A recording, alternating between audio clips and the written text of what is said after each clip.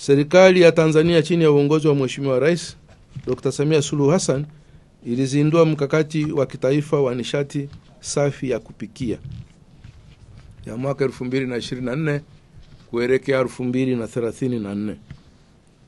Uzinduzi huu ulikuwa ni Mei mwaka jana, mwaka 2024, na lengo la mkakati huu ni kuhakikisha kuwa 80% ya Watanzania wanatumia nishati safi ya kupikia ifikapo mwaka 2034.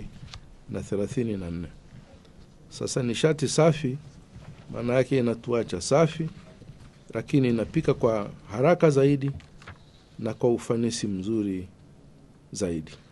Na sisi katika hili la nishati safi ya kupikia tumekuja na mkakati unaoitwa umeme ni nishati nafuu zaidi jikoni.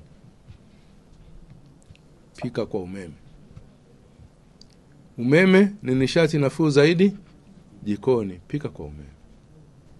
Kupika kwa umeme si gharama tena kama ilivyokuwa zamani. Majiko yamegunduliwa. Mengine ni ya pleti,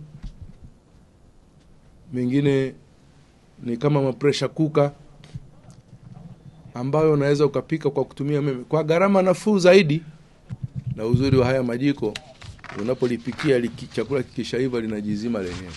Kwa hiyo niwahamasishe kwamba tuyatumie ili tuweze kuleta hayo mapinduzi ya kupunguza gharama, lakini pia mapinduzi ya kupunguza muda.